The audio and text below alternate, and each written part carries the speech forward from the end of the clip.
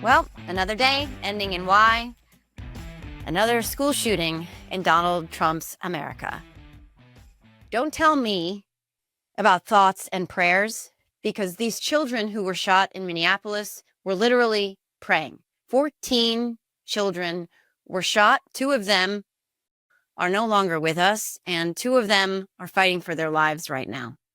And we're going to talk about that and a lot more on this episode of Sane-ish. I'm Joe Carducci, and today I'm joined by Jess Piper, a sharp, passionate voice from Missouri who's made it her mission to cut through political nonsense and organize for real change. Jess's work spans everything from advocating for rural issues to pushing back against misinformation and extremism, all with a focus on amplifying voices too often ignored in national debates. In this episode, we dig into the realities facing local communities, the challenges of mobilizing places where people feel abandoned by both parties, and the strategic fight for better schools, fair representation, and honest government. But we also spend a lot of time talking, unfortunately, about another school shooting in the United States of America. I dropped my kids off for their first day of 7th grade and sophomore year in high school today. And the truth is that there has not been a single day that I've ever dropped my kids off for school where I did not take mental note of what they were wearing, because I remember learning that the children who were murdered in Sandy Hook, that their parents couldn't identify them because of what those weapons of war did to them, and that the only way they were able to identify their children was by what they were wearing. So, to pick my kids up today, in the midst of the news breaking about this horrible shooting in Minnesota, it's very emotional for me. So, having Jess on today was a really good thing for me personally, because she's a real human being who understands how all of this affects us on a human level. And with that, let's welcome Jess Piper to the show. It was my kid's first day today, and I just picked them up. You know? Yeah. Jess, what are we doing? I don't know if you know this, Joe, but my daughter goes to school where my husband works, and it's not because it's convenient. It's 45 minutes from our home. But do you know why my daughter goes to school where my husband works? So if something happens, he can get her. So he's there. So she's not locked out of the classroom if she happened to be in the bathroom. I know what happens. And I was like, not my kid. I was a para for almost 7 years, and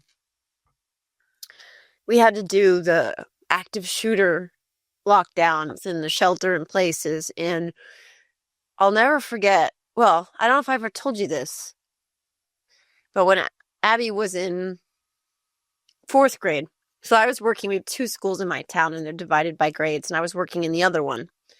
And she was in the one across town, and the principal came in, and she said to my colleague and I, who had kids in the same class, don't freak out. There's an active shooter at their school. Don't freak out. Don't freak out. So my blood left my body. I mean, I was gone. I don't even remember feeling anything. And so what ended up happening, so we spent the next hour in the dark, literally not knowing. And of course, our school was then on lockdown.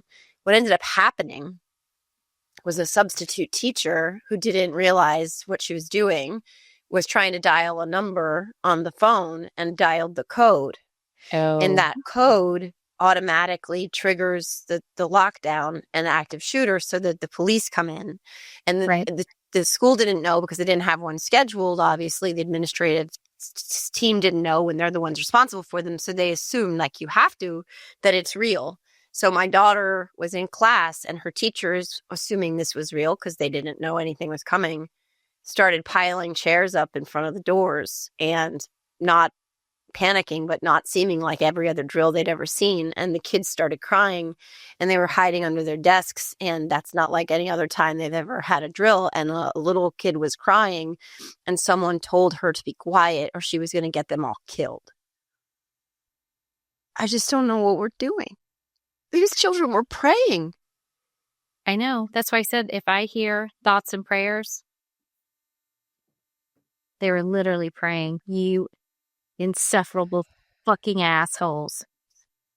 And in my replies to stuff I posted about the guns, right? I don't know what gun was used here yet. I don't know if we know.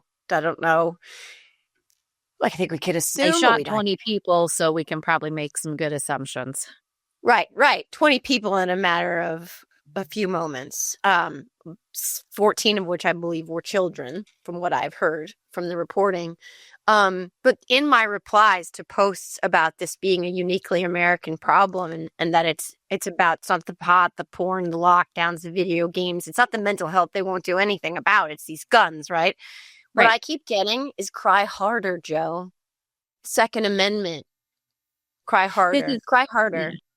This is why I can't be on Twitter anymore. And I'm a gun owner. I have a huge case. I have them locked. You can't find my ammunition. They're biometrics. You don't have to be that kind of fucking gun owner. And if somebody came and said, you know what, which I don't own an AR for obvious reasons. We own hunting rifles, but I have my entire inheritance was guns, and my dad handed down a bunch of handguns. We don't have them in my house. It's too easy for a teenager to have a bad fucking day. No, right? Yeah. They don't have any sense. They don't have any sense, and they're the ones that are going to have a problem with the 2A because they can't put any regulations on it. And when it comes down to it, it's going to be their fault. It's on them. I don't have a problem. I don't have a problem with people owning guns. You have to be responsible. Beat the shit out of your wife. You don't need a gun. Don't need a gun. Right. And like you said, it's not just having the gun. It's safe storage of these guns. It's responsible gun ownership. And again, I don't have a problem. I'm not a gun person. I don't. I've only fired a gun with fake bullets in it once, and I didn't like it. Yeah, I didn't like it. It's loud. Yeah, but I don't have a problem with owning handguns responsibly. I have a problem with these weapons of war that the Uvalde Police Department was too afraid to engage with for the better part of an hour, right? 90 minutes? How long were they in the hallway? Right. Armed to the teeth. I have a problem with a weapon that can do what they did in Las Vegas, where you can just mow people down because there's no argument for that gun. And you can't regulate that gun because your police force can't even engage with that gun. Right. It is uniquely American problem. Yeah. I posted a post that I posted every year. And I have to go back and get new numbers because the numbers have gone up. So since 1999, 390,000 students. This is it's not absolute finite number, but this is at least 390,000 students have experienced gun violence at school. Since Sandy Hook, mass shootings have tripled, and each day 12 children die from gun violence in America. Another 32 are shot and injured. You know this. Firearms are the leading cause of death for kids and teens in the U.S. We have more guns here than people. Right. And I worked with Mom's Demand as a gun owner because I can look around and see. It's just like, people deciding, maybe, Joe, you have an occasional cocktail. Do you think you should be able to drive a vehicle after having a cocktail? I mean, it's common sense. There's no reason that we still have this debate unless there is a party that literally believes in, letting other people die, being the leading cause of death for children, more than drownings, more than car accidents, more than drug overdoses. It is guns. Toddlers with guns kill people in this country. And there's no rhyme or reason to it. It's the dumbest thing I've ever heard in my life. And every single time we find out who this shooter is, there'll be teachers like me. I mean, I've had a couple students along the way and I was like, somebody needs to be doing something here, right? I was an English teacher. I read the writing and I would say, hey, something needs to happen here. And it would, but the school can't take away guns from someone. Right. And at this point, even the state can't take away guns from someone. Back in, I'm kind of old. Back in the day, I was married to a police officer for a long time in a small little county in Arkansas. And if you wanted a concealed carry, the state would call the local sheriff because not everything's on paper. Yeah. People do stuff all the time that they aren't convicted for, or it's not even, nothing happens. But the local sheriff will be like, well, Billy, and then he knows Billy because Yeah. he's had run-ins with Billy. And he would tell the state, I don't think he needs to have concealed carry. And that would be Right. that. So Right. even in the 80s and 90s, they had ways of doing this. And now they're like, anybody, everybody, you want a gun, you got it.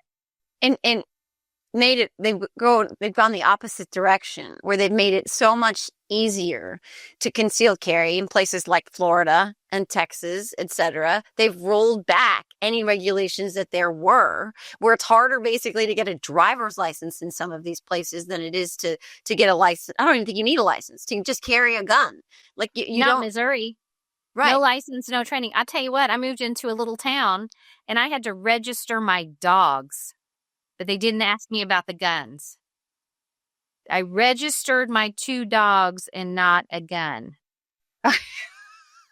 I mean, it's lunacy. And this is, they'll tell you that at the same time that they're it's about small government and it's about personal freedoms and personal choices, right?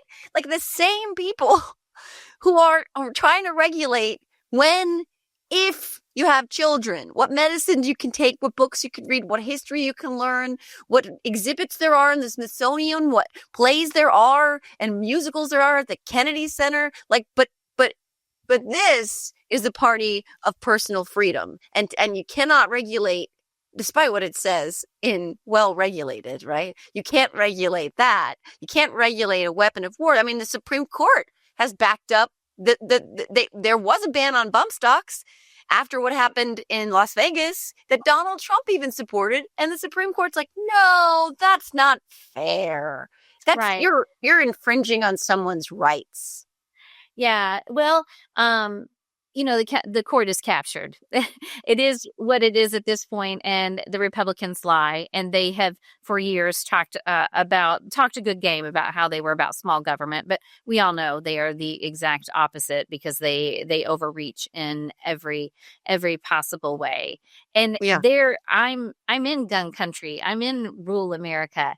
No one out here says everyone should own a gun. Never. Ever. I've never run across someone who said, hell yeah, everybody ought to have a gun. Of course they shouldn't. Of course they shouldn't. There should be parameters. There should be laws. There should be regulations.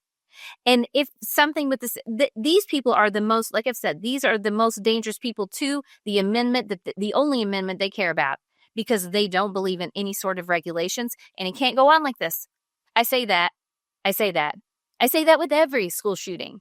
Yep. You say that with every school shooting, but I can say something. People always say nothing ever comes of this. After Sandy Hook, we ended up with an organization called Moms Demand.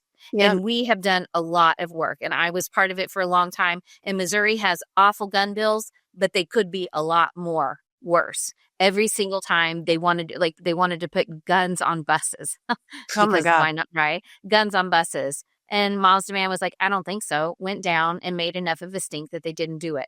So there are groups that are, pushing back on this. Is it enough right now? We know what the idiot in chief is going to say. We know what they're going to say. I can't bear to listen to it. I can't stand it. We know that he's going to say, because they've already started, because it was at a Catholic school. They're going to say, Sean Duffy's wife, Rachel Campos Duffy, I guess is her name. I just called him, like, he's the Secretary of Hot Tub Sexportation, because like they were on that reality show I used to be obsessed with, where they were always like hooking up in hot tubs and shit. And it's like, yeah, it's a reality show friggin' administration. But she's already pinned this to Christians being the most persecuted rights. And without knowing anything, and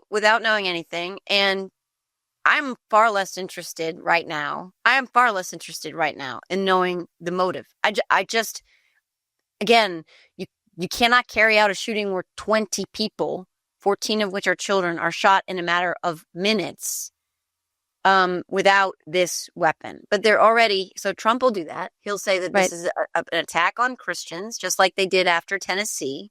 And they will vilify, no matter what the truth is, they'll vilify the shooter as somebody who's targeting Christians. And it's like, we're not going to talk about the guns. Even my son said to me in the car the other day, he's like, Mom, they talk about shootings and they talk about crime and they talk about violence in these cities. He's like, why don't they just take the guns? You know what I mean? It's basic common sense. My 15-year-old kid is like, I don't understand this, you know? And they've been able to be elected in places like mine for decades by saying they were coming for guns, that we were coming for guns. And I was like, every ruled Democrat I know is a gun owner, a responsible gun owner. But this has gotten out of hand. We passed, laws about concealed carry in Missouri. And guess what they did? They gutted the laws, right? You don't have to have a permit. You don't have to have a license.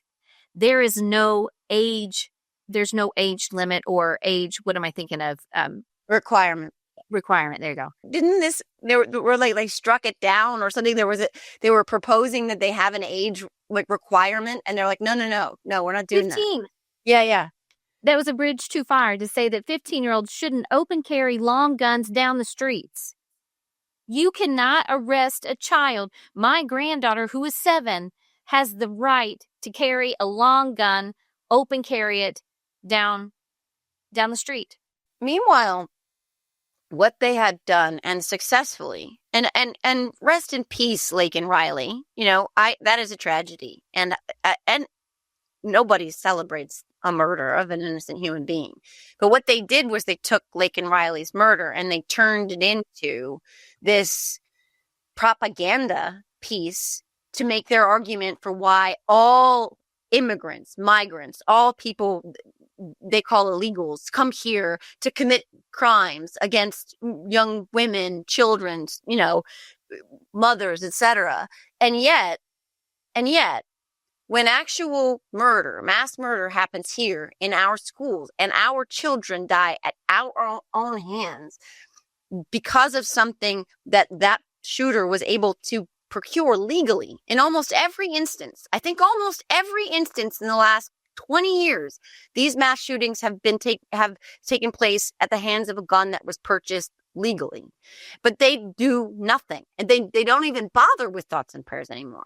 But they lined the driveway of the White House with the faces of immigrants that they've arrested who have committed acts of violence against American citizens. And yet, when our citizens, our children, are murdered, they do nothing.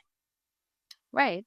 And it's propaganda, but it's done really well. I know you probably don't spend a lot of time watching Fox News, and neither do I, but I do travel a lot. And I was in a hotel lobby several months ago, and Fox News was on.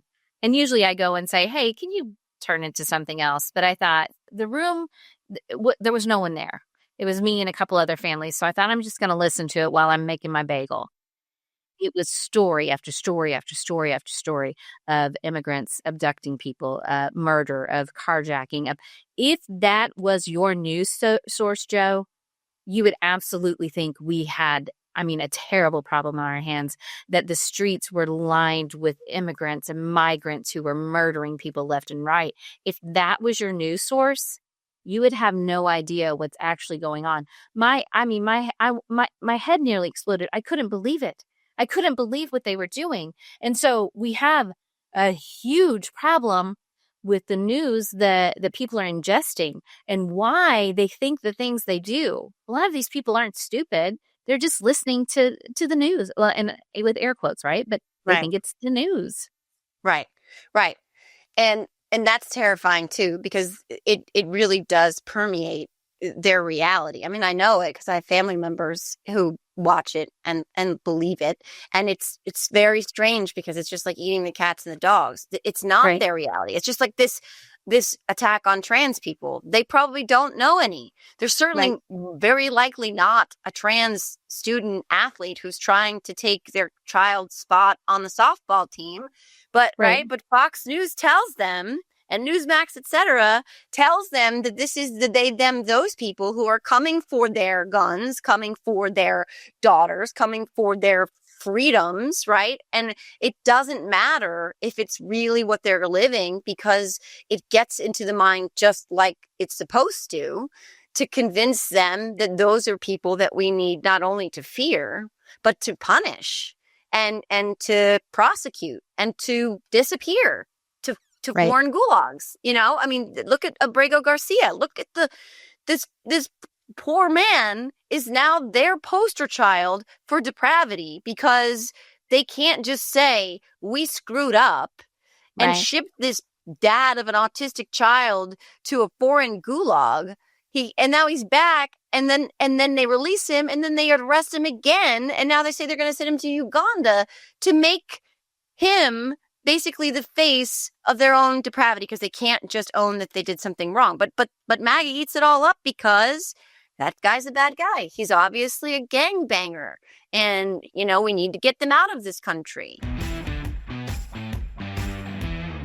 Before we go any further, let me just take a minute to talk to everybody about self-care, which for me, in some cases, includes skincare, because honestly, it's hard to find anything that literally and figuratively is soothing in moments where you're stressed and anxious. And if you know me at all, you know that skincare is one of those things that I go to.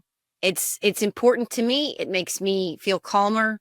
It is self-care. And right now we need to really make sure that we make space for caring for ourselves. And that's why I am so happy to welcome OneSkin to the Sane-ish podcast as one of our partners. I just started using their OS1 eye topical supplement yesterday, and the OS1 face topical supplement also yesterday. I used them twice, once when I washed my face in the morning and once before bed. And honestly, in particular, the eye cream has felt really good and really soothing. And I'm going to just take that as a win.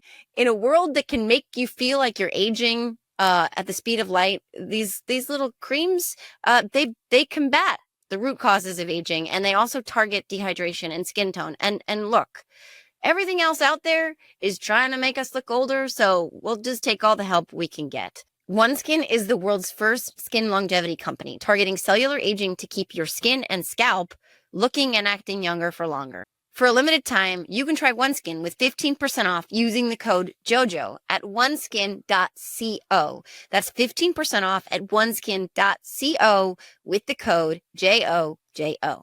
After your purchase, they'll ask you where you heard about them. So please support our show and tell them that we sent you.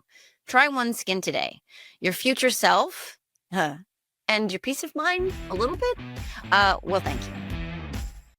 I had a contractor that did some work for me, a local guy, and he just finished my job, and I needed him to come back because he did good work, and I wanted him to do another little project for me. Could not get a hold of him. I called my son, who's in construction, who knows him, and I was like, I can't get a hold of Jose. I have no idea where he is. I was just looking for another project. And he said, Mom, he's gone. And I my heart sank, because I thought, he's documented, he did everything the right way. Why would Jose be gone? And he said, because his wife wasn't, and she was so scared that she was going to be, pulled off the street when she was trying to go grocery shopping, that they self-deported to Mexico, a place that Jose has never been. He's, as I think as a child, but he's never been there as a teenager and as an adult. And he's taking his 2 children with him to a place they've never been. He had a successful business. He's not a criminal. He's paying taxes. He's doing work that I can't find anyone else to do. It's not like I went through the papers and was like, hey, maybe I could find an immigrant that's going to do it for less. Good luck. You ever tried to find a plumber in rural America? You ever find someone to put on a roof? You ever tried to find someone to do any of the work? You can't. You're on a list for a year. I was on a list for a year for a bathroom, and they still couldn't get it done. So I got Jose, and he got it done. And now he's gone because he's brown, because his wife is terrified that she's going to be pulled over because of the color of her skin. And she doesn't want to be sent to a gulag. She doesn't want to go to El Salvador or wherever else they're sending people. She's like, forget it. We will go back here and at least, we've lost our business, we've lost everything, but at least they won't separate me from you and the kids. And that's what we're doing to people. It breaks your heart. It's like, and they call themselves Christians, and they lift, more about this than most people, where this hypocrisy of them saying that they embody the teachings of Jesus, that they are right, that they are following the gospel, that they are like enacting God's will, and that they are living their lives, devoutly. It is the hypocrisy of that when you hear stories like yours, and you know what? It's like, that is an impossible choice. It's almost like Sophie's choice. It's an impossible choice to put a family in. Their children have grown up here their whole lives. This is the life they know. This is the freedom that they're supposed to be enjoying here. But there's a real, palpable, and plausible possibility that what she fears, that what they feared, that what they left because of would happen. There are the numbers of kids who have been deported without their parents or guardians, kids under 4. Like, right. What would any of us do in that situation? I remember talking to my students, and of course, I'm in a very red area, and I remember talking to my students, and they're juniors in high school, so 16, 17 years old. And this was right in 2016, when they started separating children from their parents at the border. And I had some students that were talking about it in class one day, and they were like, well, if they come here illegally, then they should be whatever. And I said, their children taken? I understand you might think that they should go back and do a process or whatever, but you think that children should be separated? And they were like, maybe. And I said, well, what if things fell apart in America? I couldn't envision what's happening right now. Yeah. What if things fell apart in America? And they knew that I had a daughter who at the time was 4 or 5. What if I had to go to the Canadian border to get away, and they took her, and I named her? They knew her. They all knew her. And they took her from me. Do you think that's appropriate? And then for something in their mind shifted, because knowing someone and knowing that, of course, your child shouldn't be separated from you changes everything. And so it really does. When we talk about these things, and I know you have to talk to people and put this into perspective for them. When Trump said, when he was elected, he was going to deport 11 million people. That's 2 times the population of Missouri. You think there are 11 million criminals, drug dealers, rapists, 2 times the amount of people that are in Missouri? You think those people are walking around the U.S.? It's putting it into perspective for them, making them understand, of course there's not that many people. And Jose, right? Yeah. You know his children. Do you think that they should be put into a gulag somewhere? Of course you don't. Of course you don't. It is only the craziest, most Kool-Aid MAGA people that would even admit to something like that, because this is depravity. And if you're going to be a Christian, I'm going to call you out on that. If they say they're a Christian, I'm going to call you out on it, because that is not Christ-like behavior. I don't care what church you are going to, unless it's Westboro. There is no church in this country that should say these are things that should happen to people who come here illegally. And you know this as well as I do, Joe. I've been pulled over. I've got a speeding ticket. That's the same exact sort of infraction that these people crossing the border have made. I've gone up to Canada with my daughter. We went to Minnesota. We love Minnesota. There's this huge waterfall right on the Canadian-Minnesota border. And there's this little medallion that's in the ground. And it says Canada, Minnesota. And my daughter's so funny. We don't have passports. She's back and forth, jumping back and forth. Haha, I'm in Canada. And I was like, we're white, right? We can do that in Canada. What happens at the southern border? It's not so funny, is it? That they can't even come close to it. They can't do the things that we can do with our privilege. And I think that folks really need to think about that.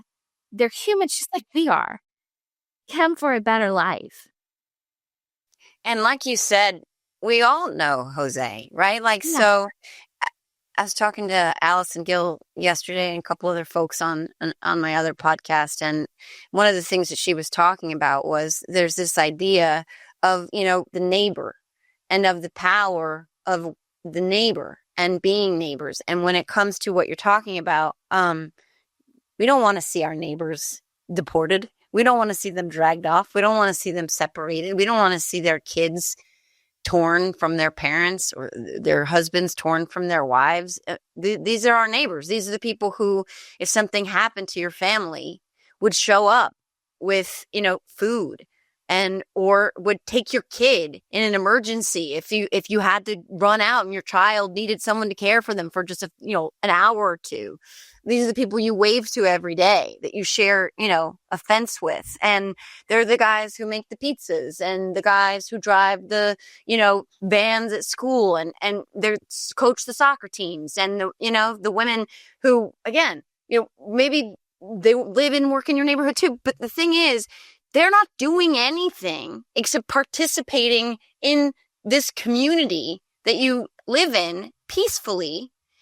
And they're being torn out of their lives, ripped off of mopeds for delivering food, ripped out of cars for simply driving, beaten to the ground, and without due process, shipped off to other countries where God knows what's happening in some of these countries. Like, some of these countries are death camps, these prisons in these countries. And it is so depraved. But like you said, when you boil it down to, hey, this could be someone this could be another dad on the soccer sidelines cheering with you that you've known for years. Would you want for his child to watch him thrown into the back of a van to never be seen again? Like, no, you wouldn't. And that's the part where when people tell me all the time, I don't know if you've heard this, but they tell me all the time, like, Americans are so far gone. They just don't care. They don't care about any of this. They're not as outraged as they should be. No one's paying attention. I don't know that that's true. I think true. I don't think it is. I think I've been surprised by some of our capacity for cruelty and depravity. But let's talk about that. What are your thoughts on that? When we bring things down to the local level, like we've been talking about, when I name Jose, it's a different story. And that's what politics is always about. I mean, we know the old adage, all politics is local, but it's the truth about everything. When people, schools are terrible, right? You hear people all the time, schools are awful. They're terrible. The teachers aren't teaching. The kids are out of control. It is what it is, whatever. I knock a door. They love their school. What are you talking about? I love my school. It's other people's schools, but not mine. And so everything, if you bring it down to that local level, well, would you want this? Would you want ICE coming in, and, raiding El Magwe? Well, of course not. I've been going there for 15 years. I know the entire staff. Well, what if you found out that some of them were undocumented? I don't care. They shouldn't go and pull out my neighbors, who have an establishment and they pay their taxes and all these things. So bringing everything down to the local level makes people care. When we leave it at the federal level, they're like, it's awful, but burn the place down, right? But bringing it down to personal and neighborhood politics is a totally different thing. And that's why we always have to be at the local level. That's why we can talk about how terrible Trump is all day long, but most of the things that are causing Missourians pain happen in Jeff City. It's the Republican supermajority in Jeff City that is, creating havoc in the state, defunding schools, making sure our hospitals are closing, all those things. It has nothing to do with Trump. Has nothing to do with, any of those cabinet members. Right. It's Jeff Farnan, my state representative. It's Rusty Black, my state senator. Like, that's why it's so important to always bring it down to very personal things with people. And I think that is also the case with these shootings. I think, unfortunately, people who aren't touched by these, by the way, it's just math. It's a matter of time and math. It's not a matter of if anymore. It's a matter of when gun violence comes for your reality, for someone you care about, someone you know, someone you love, or someone that you loves. It's just a matter of time. But we've seen this in instance after instance where, I think his name is Dan Golden, the congressperson from Maine. And he is, I believe, a Democrat who has never wanted any kind of, gun violence prevention legislation and has voted against it for as long as he's been in Congress. But after shootings in his neck of the woods, he reversed course on his feelings on this issue and he said, I never really expected that I was going to be impacted by this personally. And sadly, that is what it takes sometimes to get people to move. But the other side of that is what you're saying, which is if we can explain to people, not even explain, because that sounds like something that they don't live and don't know. But if we can illuminate how they are living these things and why they're living the things that they're living in the way that they're living them, and attribute them honestly and genuinely and accurately to the people who are responsible, and you can have a real conversation about that where they don't feel like they're being talked at, it can actually make a difference. And I think that the Democratic Party, in large measure, has abandoned that whole idea, especially in places like Missouri. Yeah, they've definitely abandoned my part. And it was just like, there are math equations that just make sense. If you disinvest from an area and you pull out for decades, who's going to slip in? Well, there's only one other party. And for years, we've taught my neighbors to vote for Republicans because we don't put Democrats on the ballot. So they might be progressive people. They might not even understand the policies of the local lawmaker, but he was the only one running.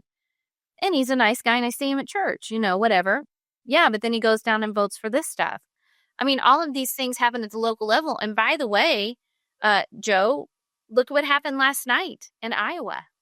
What happened last night in Iowa? Oh, yeah. We flipped a red seat blue. I forgot. And for people, they're all like, oh my God, this should have never happened. It should have never happened. I said, what are you talking about? Of course it's going to happen. I'm going to Iowa tonight. I'm going to Weldon, Iowa. I think there's 600 people in the whole freaking town. Of course it's going to happen. We are organizing. We are getting together. No one likes Trump, and I'm talking about Republicans. They don't like Trump. And Joe, guess who's not on the ballot? Trump. Only his policies are. The midterms we're going to trounce them unless they're doing a couple things. They're gerrymandering. Yeah. But gerrymandering, here's what happens with gerrymandering. They think it's going to automatically give them a win. It dilutes their super red districts. You just pulled in a whole bunch of Democratic voters in a place they've never been before. And two, we know that they can't win on their policies, so they go with gerrymandering. Well, gerrymandering is going to get hard. So now they're going to send in armed troops to intimidate people at the polls, which is why they're doing that in D.C. and why they'll disseminate to cities. Now, they won't come where I am because they assume all of us are Republicans. We're going to prove them wrong. But I think in the midterms, they're super nervous because if that can happen in Iowa, that seat went for Trump by God knows how much. Just 11 points or something, right? A few months ago in November. And it flipped to a Democrat. People are pissed. I don't know if you saw that there was a viral video of a man talking to Mark Alford, who is a congressman from Missouri. Yeah. That should never happen. You don't see old farmers showing up to verbally abuse their Republican congresspeople. And it is happening now because people have had enough, because Medicaid, because our hospitals closed, because our schools are open 4 days a week, because we're sending money to private religious schools and they are not open in places like mine. There's no place to send my kid, because the price of groceries, because I can't buy a pound of meat for less than $9, right? A pound of beef. I used to make my cheat meal, maybe yours was too, whenever I was a single mom with little kids. My cheat meal was hamburger helper. That's $12. And if you've got big kids, it's going to be $24. Right. It's untenable and it's stressful to regular people, and they're going to vote thinking about their wallets. And gun violence as well, because it happens. It looks different in my area, but it's very common in my area. You know what it looks like? A farmer committing suicide because he doesn't have the money to pay off his loan, or because he's going to lose his land, or because he's got a health problem and he doesn't have access to health care. So he kills himself. And that's what gun violence looks like out here. What is going on the ground out there, and what is happening to the farmers, and how are the policies that not only Donald Trump's name is all over, but the Republicans in Congress, their names are all over as well. Like how is that impacting people on the ground there, and what's to come? And do they know what's to come? Do folks there understand once this fucking bill that Trump now doesn't want to call big and beautiful really gets into full swing, how that's going to impact them, how much worse things are going to get? Do they understand that? Like, how are they feeling it already? Yeah, well, farmers are really smart people. They have to manage, huge budgets, and they have to understand everything from animal husbandry to, to forecasts, which, by the way, you know what impacts farmers? The National Weather Service. Having these random showers pop up and these windstorms that we had no idea were coming. I don't know if you've noticed, but the forecasts are wrong. They're not. Yep. They're not right. Yep. That's really impacting people who rely on the weather. Right. 78% of farmers voted for Trump. And there's a whole lot of, FAFO. The Right. problem is we all find out. Yeah, It's not just, I talked about water quality the other day in Iowa. Iowa has poisoned water. It is poisoned. People think of Iowa as being this, land of bounty with beautiful land and clean water. It's not. Their water is poison. They have the number 2 cancer rate in the nation because of the fertilizer that they put on corn. Corn not to feed people, but to feed engines through ethanol. It's a thing. But anyway, their water I had is no idea about that, about Iowa. That is fascinating and very sad, but okay. Wow. Holy So I shit. was talking about the water quality, and I had someone say, well, how'd they vote? And I said, friend, do you think the water in Iowa stays in Iowa? Right. If you've ever been to the Gulf of Mexico, there's a huge fish kill down there. You know why? Because the nitrates from the corn in Iowa is killing the fish in the Gulf of Mexico. We're all interconnected. And the way that we've been like, well, they're going to figure this out real quick. We're all going to figure it out. We've all got to do this. We've got to come together. But things on the ground are changing. There are Democrats that are, in every space pushing in. We're finding candidates. We're funding candidates. We're going to make sure that people at least have someone to vote for. Because, in my place, we hadn't elected a Democrat in 32 years. We have never elected a woman. And I ran knowing I was probably going to get my butt kicked. I did. But 1 in 4 people voted for me. So 25% of the people in my community, the Democratic Party says, well, we'll just let it go. 25%? You're going to leave that on the table? It's insanity. Yeah. And I think we've talked about this before, but the New Hampshire Institute ran a study. They said if 3% more rural voters would have showed up and voted for Democrats, Kamala Harris would be president right now. 3%, Joe. You can't wring another blue vote out of St. Louis, out of Kansas City, out of Springfield. Not one more. But this is open and available, and everybody's like, it seems like, we don't know. We'll just let it be. My God. The solution, and I'm not being hyperbolic, the solution to the problems is to reach into rural areas and pull those people out and have them, they're not going to flip a state seat, but they can put a new governor in. They're not going to flip a Senate seat, but they can put a new Missouri AG in, and we can make sure that things are happening at the state level. The Republicans, you know this as well as I did, they didn't need a coup to take over the country. They just needed to get 25 states, and they did it. And now we need to take them back. Yeah, amen to all of that. And some folks get it. I have to introduce you to my friend Harry Dunn, because he's one of the former Capitol police officers. He actually was within Iowa speaking. Yes. Yeah. All of my friends were like, oh my God, Harry Dunn. Like, it was everywhere here. They were so excited he came. Yeah, and he's been to other red states as well, where he's like, you gotta show up there. And Ruben Gallego, who's from Arizona, was just in red parts of New Hampshire. Chris Murphy, who's from very blue Connecticut, Chris was has been down here. Oh, he has? Yeah. Oh, he yeah, came he to was St. there Louis. with Maxwell Frost, right? Yeah, yeah. So there are some, I saw Chris Murphy in North Carolina, and I live in New Jersey. So, but there are some folks who are a little late to the party, but they're starting to figure it out. And there are some good candidates, Senate candidates in Maine and in Iowa. There are a couple folks in Iowa running against Ernst, who, by the way, we're all going to die, right? We're all going to die. We're all gonna die. I hate her. Like, I know you shouldn't say I hate somebody. I fucking hate her.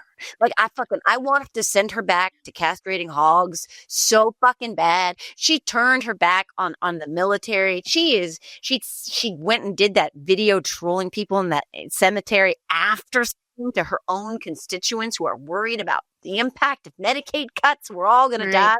Really don't like her. But there's some promise in some Senate candidates out there. Maybe. Every time I go to an event, there'll be a candidate or two that's running for, super local office, maybe school board, or running for, Senate. So they're out there. They're out there doing the work. Tammy Duckworth just was in St. Charles just like last week. And so the message is getting out. And Bernie, I just spoke in Illinois the other day, and it was kind of it wasn't a huge turnout. There was 60 or 70 people. And they were like, well, Bernie was here last night. Everybody's wore out. And I was like, he was here? Oh my God. That's great. Yeah, these are the things that we have to do. We have to remember that nothing changes at the federal level if we can't do these things at the state level. And it's nice to see people coming back and remembering, oh gosh, I forgot. This is where we need to be looking and working. Especially now when the federal level is so disheartening and depressing and disgusting to behold. I mean, seeing the states step up, seeing the Democratic Party leaning into the power of the states and the untapped potential in these states that have long been forgotten. It's the kind of glimmer of hope that or whatever you want to call it, that I've needed for a while. And I know that you have said you do not like gerrymandering, because none of us do, but you support what Gavin Newsom is doing because we got to fight fire. Tired of fighting with one hand behind my back. Sorry. Yeah. They not only changed the rules, they quit following any sort of rules. And until we can get, back to normal, until we don't have fascists breathing down our neck, we've got to fight with everything we have. Yeah, well, that's a perfect place to end this, because you fight with everything you have all the time, and you are an absolute inspiration. Every time I get to talk to you, I feel better. I was not planning on crying, right before we started to record. How can you? And I feel like I probably need to say I am an emotional person, but at some point I'm just so angry that I don't even have the tears anymore. I'm so incredibly angry. And I know it doesn't have to be this way. We don't have to live this way. And that's, a common refrain that you hear from Moms Demand, which if your listeners aren't part of, I would really recommend you going to Moms Demand Action for Gun Sense in America and looking at, they have a Be Smart program that shows you how to keep, if you're a gun owner, how to keep them safe and to keep your kids safe and to keep your community safe. There are things we can do. We aren't up against something that can't be changed. We have people that won't listen to us. But Joe, I think that there's a huge mass of people that are done saying there's nothing we can do. They're done. There are things we can do, and we're going to do them. Yeah, amen to that. And we'll put the link to that in the show notes, and I'll put it in my copy when I post this. So thank you, friend. Thank you so much, Jess. It is always so good to talk to you. It's like just to borrow a cliche, but it's like chicken soup for the soul. It makes me feel, it makes me feel a real sense of kinship and community. And so I thank you for that. I guess I needed it more today than I thought I did. So thank you. I appreciate you, friend. Thanks for doing the work. The reality of all of this is that progress doesn't just start in DC. It's coming from people on the ground in places most overlooked. If this episode pushed you to think differently or recognize something in your own community, share it, subscribe, and leave a review for Sane-ish. Voices like Jess's and conversations like this are what keep us honest and keep us connected to each other. Until next time, stay sharp, stay aware, stay safe, and keep questioning the stories spun from the top.